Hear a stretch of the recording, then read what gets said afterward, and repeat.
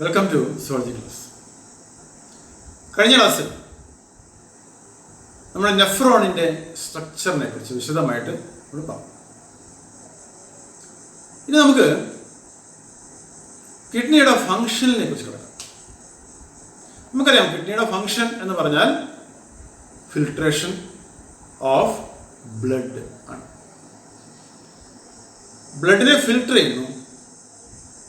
എന്തിനാണ് ഫിൽട്ടർ ചെയ്യുന്നത്? ബ്ലഡിൽ അടങ്ങിയിട്ടുള്ള മെറ്റബോളിക് വേസ്റ്റിന്, അതിൽ മേജർ കോമ്പോണന്റ് എന്ന് പറയുന്നത് നൈട്രജനസ് വേസ്റ്റായ യൂറിയ ആണ് നമുക്കറിയാം.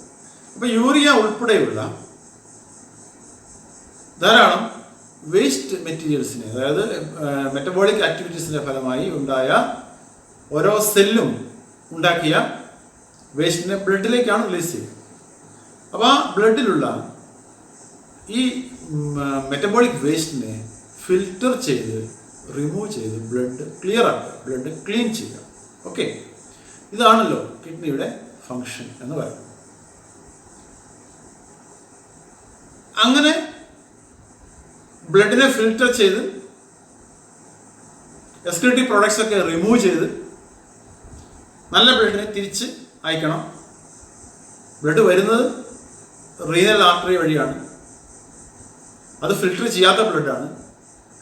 റീനൽ ആർട്ടറി വഴി വന്ന് കിഡ്നിയിൽ അത് ഫിൽട്രേഷൻ പ്രോസസ്സ് എല്ലാം കഴിഞ്ഞ്, അല്ലേ, നമ്മൾ നേരത്തെ പറഞ്ഞല്ലോ അതിൻ്റെ ബ്രാഞ്ചാണ് അഫറൻറ്റ് ആർട്ടീരിയോൾ എന്ന് പറഞ്ഞു.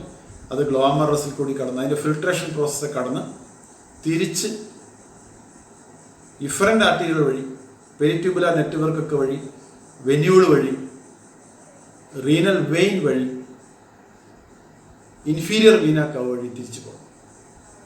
അപ്പോൾ നമ്മൾ മനസ്സിലാക്കേണ്ട ഒരു കാര്യം, അയോർട്ട വഴി കിഡ്നിയിലേക്ക് എത്തുന്ന ബ്ലഡ് ഫിൽട്ടർ ചെയ്യാത്ത ബ്ലഡും ഫിൽട്ടർ ചെയ്യപ്പെടേണ്ട ബ്ലഡും റീനൽ വെയിൻ വഴി ഇൻഫീരിയർ വീന കവയിലേക്ക് പോകുന്ന ബ്ലഡ് ഫിൽട്ടർ ചെയ്ത ബ്ലഡുമാണ്. അത് ഡിയോക്സിനേറ്റഡ് ബ്ലഡാണ്, അത് ഓക്കെ, പക്ഷെ അത് ഫിൽട്ടർ ചെയ്ത ബ്ലഡാണ്. ഓക്കെ, അപ്പോൾ ഈ ഫിൽട്രേഷൻ പ്രോസസ്സാണ് കിഡ്നിയിൽ നടക്കുന്നത്. അതെങ്ങനെ നടക്കുന്നു, എന്താണ് അതിൻ്റെ മറ്റു കാര്യങ്ങളെക്കുറിച്ചൊക്കെ നമുക്ക് ഈ ക്ലാസ്സിൽ ഡിസ്കസ് ചെയ്യും. അപ്പോൾ അങ്ങനെ ഫിൽട്ടർ ചെയ്ത് കഴിയുമ്പോൾ ഉണ്ടാകുന്ന പ്രോഡക്റ്റാണ് യൂറിൻ എന്നാണ് നമ്മൾ പറയുക, അല്ലേ. അപ്പോൾ ആ യൂറിനിൽ എക്സസ്, നമുക്ക് ആവശ്യമില്ലാത്ത മെറ്റബോളിക് വേസ്റ്റുകളുണ്ട്, എക്സസ് ആയിട്ടുള്ള വെള്ളം ഉണ്ടാകും, അല്ലേ, എക്സസ് വിറ്റമിൻസ് ഉണ്ടാകും, അതുപോലെ നമ്മൾ കഴിക്കുന്ന എന്തെങ്കിലുമൊക്കെ ഡ്രഗ് ഉണ്ടെങ്കിൽ അതിൻ്റെ ബാക്കി ഉണ്ടാകും. അപ്പോൾ ഇങ്ങനെ മരുന്നുകളുടെ അംശങ്ങൾ, അതാണ് ഡ്രഗ് എന്ന് ഉദ്ദേശിച്ചത്. ഓക്കെ, അപ്പോൾ ഇങ്ങനെയൊക്കെ ഉണ്ടാവും. ഇതെല്ലാം കൂടി ചേർന്ന ആ ഒരു പ്രൊഡക്റ്റിനാണ് നമ്മൾ യൂറിൻ എന്ന് പറയുക. ഓക്കെ, അപ്പോൾ ശരിക്കും യൂറിൻ ഫോർമേഷൻ എങ്ങനെ നടക്കുന്നു? ഫോർമേഷൻ ഓഫ് യൂറിൻ, ഇതാണ് നമ്മൾ ഈ ക്ലാസ്സിൽ നമ്മൾ ഡിസ്കസ് ചെയ്യാൻ പോകുന്നത്. അപ്പോൾ ഫോർമേഷൻ ഓഫ് യൂറിൻ അല്ലെങ്കിൽ functioning of the kidney has three processes. എന്തൊക്കെയാണ് ഈ ത്രീ പ്രോസസ്സസ് എന്ന് നമ്മൾ നോക്കാം. നമ്പർ 1, യൂറിൻ ഫോർമേഷൻ ആണല്ലോ നമ്മളിവിടെ പഠിക്കാൻ പോകുന്നത്. അപ്പോൾ urine formation.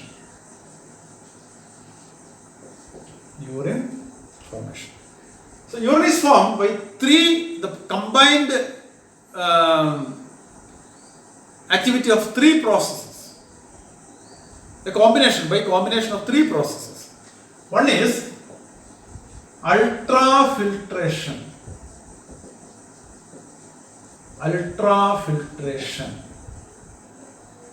Second one is active reabsorption.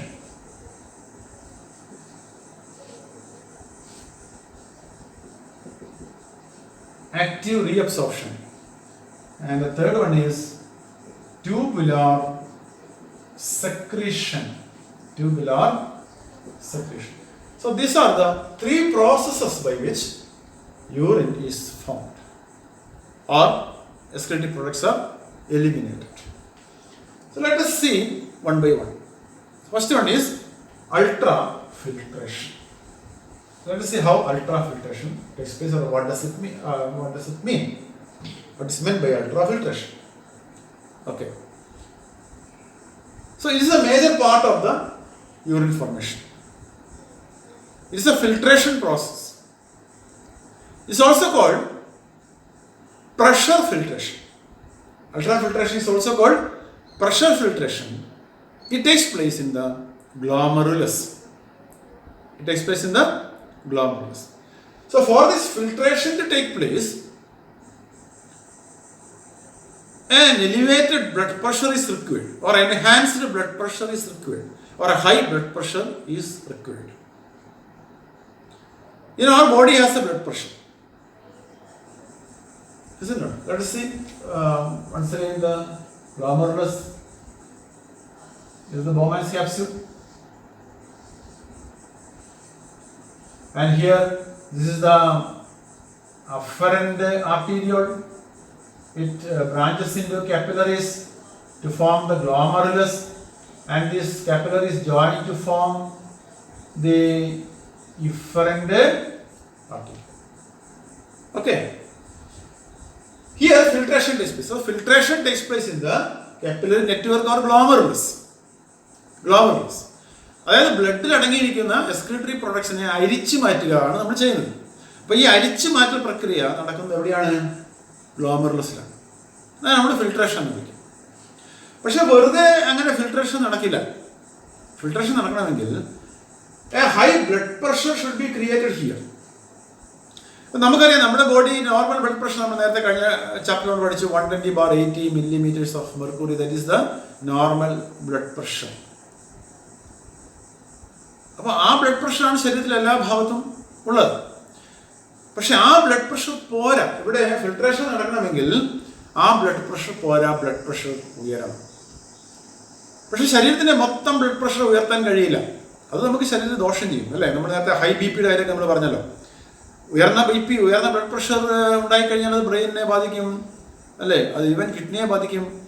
അതുപോലെ തന്നെ അത് ഹാർട്ടിനെ ബാധിക്കും. അങ്ങനെ പല അവയവങ്ങളെയും ബാധിക്കും. That is very dangerous.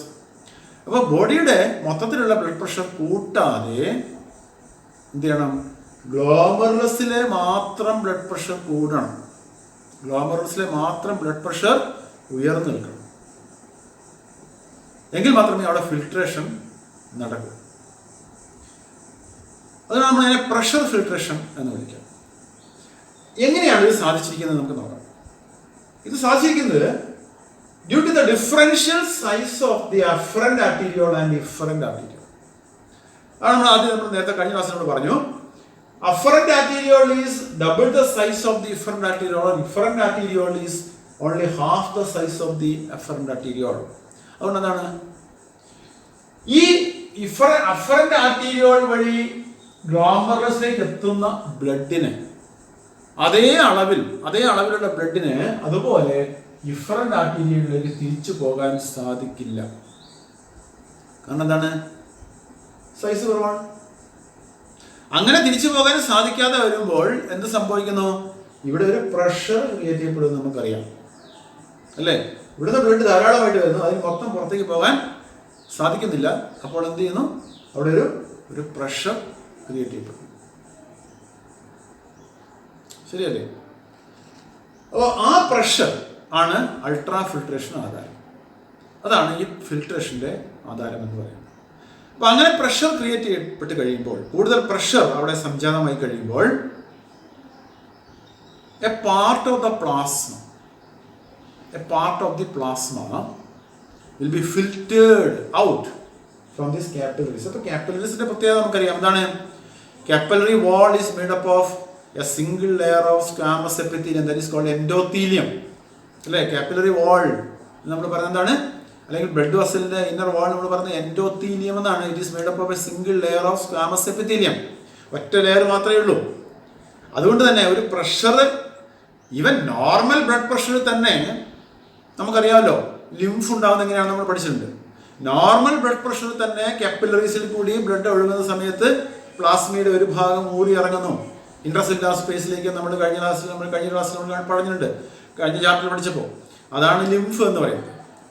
ഇപ്പം നോർമൽ ബ്ലഡ് പ്രഷർ തന്നെ കുറച്ച് ഊറിയാകുന്നുണ്ട് കാപ്പിലറീസിലേക്ക്. ഇവിടെ ഹൈ ബ്ലഡ് പ്രഷറാണ്.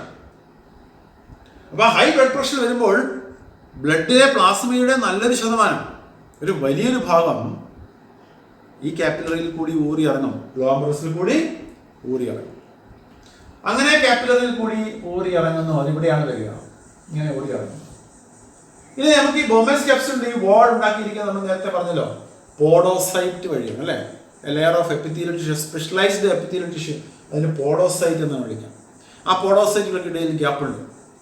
അപ്പോൾ ഇങ്ങനെ ഇറങ്ങുന്ന ഈ പ്ലാസ്മയുടെ ഒരു ഭാഗം എവിടേക്ക് എത്തുന്നു? ഈ ലൂമനിലേക്ക് എത്തുന്നു. ഈ പോഡോസൈറ്റുകൾക്ക് ഇടയിലൂടെ ഈ ലൂമനിലേക്ക് ഊറി ഇറങ്ങുന്നു, ലൂമനിലേക്ക് എത്തുന്നു.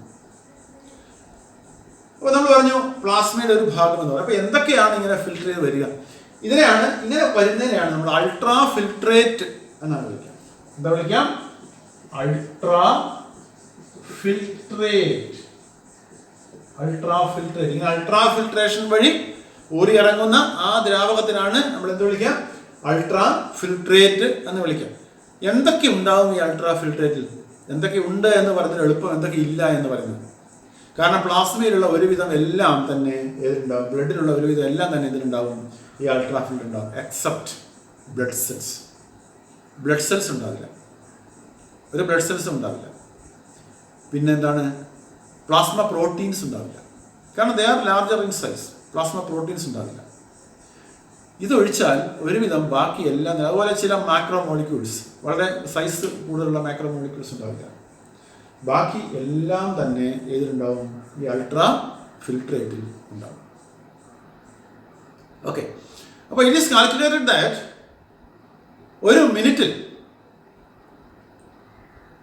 ഹാർട്ടിൽ നിന്നും പമ്പ് ചെയ്യുന്ന ബ്ലഡിൻ്റെ ഏതാണ്ട് ഒരു മിനിറ്റിൽ, നമുക്കറിയാം ഹാർട്ട് റേറ്റ് ഒക്കെ നമ്മൾ കഴിഞ്ഞ അധ്യായത്തിൽ പഠിച്ചതാണ്. ഒരു മിനിറ്റിൽ ബ്ലഡ് പമ്പ് ചെയ്യുന്ന അല്ലെങ്കിൽ കാർഡിയാക് ഔട്ട്പുട്ട് എന്ന് പറയുന്നത് 5 ലിറ്റേഴ്സ് ആണ് നമ്മൾ പഠിച്ചു അല്ലെ. ഒരു മിനിറ്റിൽ 5 ലിറ്റേഴ്സ് ആണ് പമ്പ് ചെയ്യുന്നത്. അങ്ങനെ ഒരു മിനിറ്റിൽ പമ്പ് ചെയ്യുന്ന ബ്ലഡിൻ്റെ ഏതാണ്ട് 1/5 ഈ കിഡ്നിയിൽ കൂടി അല്ലെങ്കിൽ ഈ ഗ്ലോമറിൽ കിഡ്നിയിൽ കൂടി, 2 കിഡ്നിയിൽ കൂടിയും കയറി ഇറങ്ങുന്നു ഒരു മിനിറ്റിൽ എന്നാണ് പറയുന്നത്. അതായത് 1100 മുതൽ 1200 ml ബ്ലഡ് ഒരു മിനിറ്റിൽ ഫിൽട്ടർ ചെയ്യപ്പെടുന്നു അല്ലെങ്കിൽ ഫിൽട്രേഷന് വിധേയമാകുന്നു കിഡ്നിയിൽ കൂടി എന്നാണ് പറയുന്നത്. So fast and so efficient it is. അപ്പോൾ ഒരു മിനിറ്റിൽ അത്രയും ബ്ലഡ് ഒറ്റ മിനിറ്റിൽ തന്നെ 1200 മുതൽ 1200 മില്ലി ലിറ്റർ, ഒരു ലിറ്ററിന് മേലെ ബ്ലഡ് കിഡ്നിയിൽ ഫിൽട്രേഷന് വിധേയമായിക്കൊണ്ടേയിരിക്കുന്നു. അപ്പോൾ കിഡ്നി എത്രമാത്രം എഫിഷ്യൻ്റ് ആയിട്ട് വർക്ക് ചെയ്യുന്ന ഒരു ഓർഗനാണ് എന്ന് നമ്മൾ മനസ്സിലാക്കണം. ഓക്കെ, അത് 1/5 വരും. അതായത് നമ്മുടെ മൊത്തം ബ്ലഡിൻ്റെ 1/5 ഇത് വരുന്നുണ്ട് ഓരോ മിനിറ്റിലും. അതായത് നമ്മുടെ ബ്ലഡിൻ്റെ മൊത്തം ബ്ലഡിൻ്റെ 1/5 ഓരോ മിനിറ്റിലും നമ്മുടെ കിഡ്നിയിൽ കൂടി കയറി ഇറങ്ങിക്കൊണ്ടിരിക്കുകയാണ്, ഫിൽട്ടർ ചെയ്തുകൊണ്ടിരിക്കുകയാണ്. അപ്പോൾ അങ്ങനെ ഉണ്ടാവുന്ന, അപ്പോൾ ഫിൽട്രേറ്റ് ഉണ്ടാവും, അൾട്രാ ഫിൽട്രേറ്റ് ഉണ്ടാവും. അപ്പോൾ ഞാൻ നേരത്തെ പറഞ്ഞല്ലോ, അൾട്രാ ഫിൽട്രേറ്റ് എന്ന് പറഞ്ഞാൽ എന്താണ്? പ്ലാസ്മ തന്നെയാണ്. അതിലെന്തുണ്ടാവില്ല? ബ്ലഡ് സെൽസ് ഇല്ല, പ്ലാസ്മ പ്രോട്ടീൻസ് ഇല്ല, അതുപോലെ ചില മാക്രോ മോളിക്യൂൾസ് ഇല്ല. ബാക്കി എല്ലാം എന്ത് ഈ അൾട്രാ ഫിൽട്രേറ്റിൽ ഉണ്ടാവും. ഓക്കെ,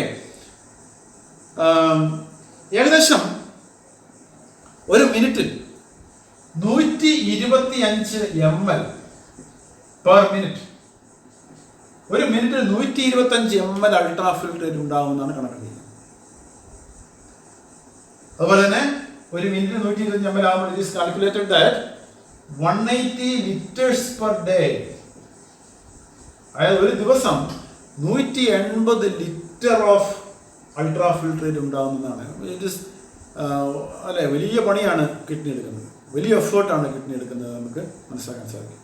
180 ലിറ്റർ ഒരു ദിവസം ഫിൽട്ടർ ചെയ്യുക, അൾട്രാ ഫിൽട്രേറ്റ് ആയിട്ട് ഫോം ചെയ്യുകയാണ്. ഓക്കെ, അപ്പൊ ഇതിനെയാണ് നമ്മൾ GFR എന്ന് വിളിക്കുന്നത്. GFR, glomerular filtration rate. Glomerular filtration rate of GFR. So what is GFR? 125 ml per minute. 125 ml per minute എന്നുള്ളതാണ് glomerular filtration rate, normal glomerular filtration rate. Okay, അപ്പോൾ ഇതിനെ പ്രഷർ ഫിൽട്രേഷൻ എന്ന് വിളിക്കുന്നു. As a result of this pressure filtration, a part of the plasma is filtered out from the glomerulus and get collected into the Bowman's capsule. Filtering through the podocyte of the Bowman's capsule gets collected into the lumen of the Bowman's capsule. So that comes about 125 ml per minute. That is the glomerular filtration rate or GFR. That amounts to 180 liter per day. Okay. ഇനി ഈ GFR എപ്പോഴും same ആയിരിക്കുമോ? Almost same. ചില വ്യത്യാസങ്ങൾ ഉണ്ടാകാറുണ്ട്. That depends upon the pressure. ഇപ്പം നമുക്കറിയാം നമ്മുടെ ശരീരത്തിൻ്റെ പ്രഷർ എപ്പോഴും ഒരേപോലെ ആയിരിക്കില്ല എന്ന് നമുക്കറിയാം. നമ്മുടെ പ്രഷർ കൂടുകയും കുറയുകയും ചെയ്തുകൊണ്ടിരിക്കും അല്ലേ? ഇപ്പോൾ നമുക്ക് ദേഷ്യം വരുമ്പോൾ നമ്മുടെ ബോഡി പ്രഷർ ഉയരും. അതുപോലെ ആൻസൈറ്റി, വറീസ് ഒക്കെ ഉണ്ടാകുമ്പോൾ ബ്ലഡ് പ്രഷർ കൂടാനുള്ള സാധ്യതയുണ്ട്, കൂടും. അങ്ങനെ ബ്ലഡ് പ്രഷർ കൂടുമ്പോൾ സ്വാഭാവികമായിട്ടും ഗ്ലോമറുലാർ പ്രഷറും വർദ്ധിക്കാനുള്ള സാധ്യതയുണ്ട്. നമുക്കറിയാം നോർമൽ ബ്ലഡ് പ്രഷറിൽ തന്നെ ഗ്ലോമറുലാർ പ്രഷർ വളരെ കൂടുതലാണ്. കാരണം അത് അൾട്രാ ഫിൽട്രേഷൻ ആവശ്യമുണ്ട്, എങ്കിലേ അൾട്രാ ഫിൽട്രേഷൻ നടക്കും. ഇപ്പം നമ്മുടെ ശരീരത്തിലുണ്ടാകുന്ന പ്രഷറിൻ്റെ ഏറ്റക്കുറച്ചിൽ ഗ്ലോമറുലാർ പ്രഷറിനെയും ബാധിക്കും. നമ്മുടെ ബ്ലഡ് പ്രഷർ കൂടുമ്പോൾ, ബോഡിയുടെ ജനറൽ ബ്ലഡ് പ്രഷർ കൂടുമ്പോൾ അത് ഗ്ലോമറുലാർ പ്രഷറും കൂട്ടും. അതുപോലെ തന്നെ ബ്ലഡ് പ്രഷർ കുറയുമ്പോൾ അത് ഗ്ലോമറുലാർ പ്രഷറിനെ കുറയ്ക്കാനുള്ള സാധ്യതയുണ്ട്. പക്ഷെ ഈ ഏറ്റക്കുറച്ചിൽ കിഡ്നിക്ക് ദോഷം ചെയ്യും.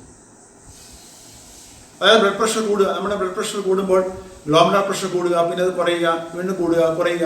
ഇങ്ങനെ ഈ ഒരു ഏറ്റക്കുറച്ചിൽ കിഡ്നിയുടെ പ്രവർത്തനത്തെ ദോഷകരമായി ബാധിക്കും. അപ്പോൾ അതുകൊണ്ട് തന്നെ നമ്മുടെ ബോഡിയിലുള്ള ബ്ലഡ് പ്രഷറിൻ്റെ ഏറ്റക്കുറച്ചിൽ കിഡ്നിയെ ബാധിക്കാതിരിക്കാനുള്ള ചില സംവിധാനങ്ങൾ കിഡ്നിയിൽ തന്നെ ഉണ്ട്. So kidney can regulate it's pressure. അതായത് നമ്മുടെ ബ്ലഡ് പ്രഷർ കൂടുമ്പോൾ അതിനനുസരിച്ച് ബ്ലഡ് പ്രഷർ കൂടാതെ, ഗ്ലോമറുലസിൽ കൂടാതെ നോക്കാൻ കിഡ്നിക്ക് അറിയാം. Active reabsorption. ആരാണ് റീഅബ്സോർബ് ചെയ്യുന്നത്? ഈ ഗ്ലോമറുലാർ ഫിൽട്രേറ്റ് ബോമാൻസ് ക്യാപ്സ്യൂളിൽ നിന്നും പതുക്കെ ട്യൂബുലാർ പാർട്ടിലേക്ക് ഒഴുകി ഇറങ്ങാൻ തുടങ്ങും. ആദ്യം പ്രോക്സിമൽ കൺവോല്യൂട്ട് ട്യൂബ്യൂൾ, പിന്നെ descending limb of the Henle's loop, then ascending limb of the Henle's loop, then distal convoluted tubule, then collecting tubule and so on. So ഇതിങ്ങനെ ട്യൂബ്യൂളിൽ കൂടി ഒഴുകുന്ന സമയത്ത് the wall of the tubule reabsorbs essential components of the ultrafiltrate into the blood with the help of the peritubular capillary network. നമ്മൾ നേരത്തെ peritubular capillary നെറ്റ്വർക്കിൻ്റെ കാര്യം പറഞ്ഞിട്ടുണ്ട്. This capillary network envelops the tubular part of the nephron. So ഈ അൾട്രാഫിൽട്രേറ്റ് ഇങ്ങനെ ട്യൂബിൽ കൂടി ഒഴുകുന്ന സമയത്ത് ഈ പെരിട്യൂബുലാർ നെറ്റ്വർക്കിൽ ഒഴുകുന്ന ബ്ലഡിൻ്റെ സഹായത്താൽ നമുക്ക് ആവശ്യമുള്ള സാധനങ്ങളെല്ലാം തന്നെ, നമുക്കറിയാം അൾട്രാഫിൽട്രേറ്റിൽ ധാരാളം വെള്ളമുണ്ട്, അതെല്ലാം നമുക്ക് ആവശ്യമുണ്ട്, എല്ലാം കളയാൻ പറ്റില്ല. അതുപോലെ ന്യൂട്രിയൻസ് ഉണ്ട്, ഗ്ലൂക്കോസ് ഉണ്ട്, അമിനോ ആസിഡ് ഉണ്ട്, മിനറൽസ് ഉണ്ട്, വിറ്റമിൻസ് ഉണ്ട്, അങ്ങനെ ഒരുപാട് കാര്യങ്ങൾ നമുക്ക് ആവശ്യമുള്ളതുണ്ട്. അതൊക്കെ റീഅബ്സോർബ് ചെയ്യണം. അതൊക്കെ കുറേശ്ശെ റീഅബ്സോർബ് ചെയ്യും. അങ്ങനെ റീഅബ്സോർബ് ചെയ്ത് അവസാനം കളക്റ്റിംഗ് ട്യൂബ്യൂളിൽ എത്തുമ്പോഴത്തേക്കും എന്ത് മാത്രമേ ഉണ്ടാവൂ? നമുക്ക് ആവശ്യമില്ലാത്ത എക്സസ് ആയിട്ടുള്ള വെള്ളം, അതുപോലെ യൂറിയ, അതുപോലെ മറ്റ് എക്സ്ക്രീറ്ററി പ്രോഡക്ട്സ് ഒക്കെ മാത്രമേ ഉണ്ടാവൂ. അതിനെയാണ് നമ്മൾ എന്ത് വിളിക്കുക? യൂറിൻ എന്ന് വിളിക്കുക. അപ്പോൾ കളക്റ്റിംഗ് ട്യൂബ്യൂളിൽ വെച്ചിട്ടും കുറച്ച് റീഅബ്സോർപ്ഷനൊക്കെ നടക്കും. അതിനുശേഷം അവസാനം അത് എലിമിനേറ്റ് ചെയ്യപ്പെടേണ്ട യൂറിൻ മാത്രമായി അത് മാറും. ഇപ്പോൾ നമുക്കറിയാം, നമ്മൾ ഒരു ദിവസം ഒരാൾ പാസ് ചെയ്യുന്ന യൂറിൻ ഏതാണ്ട് 1.5 ലിറ്ററാണ് ഏകദേശം. ഉണ്ടാകുന്ന അൾട്രാ ഫിൽട്രേറ്റ് എത്രയാണ്? 180 ലിറ്ററാണ് ഒരു ദിവസം.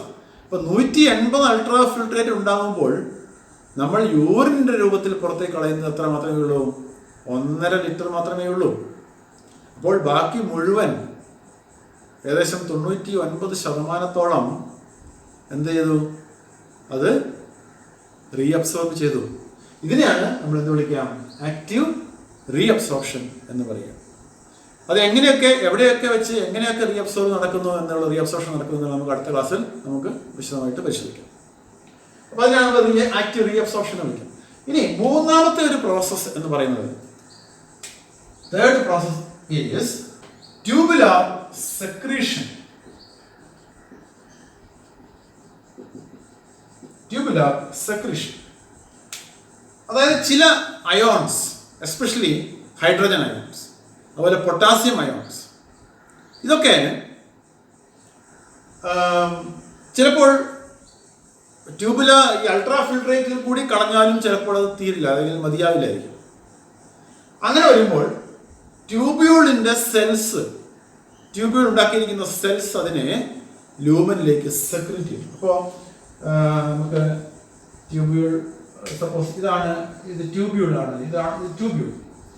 ഈ ട്യൂബ്യൂളിന്റെ വാൾ ഞാൻ കുറച്ച് വലിപ്പത്തിൽ വരയ്ക്കാം. സോ സപ്പോസ് ഇത് ട്യൂബ്യൂൾ.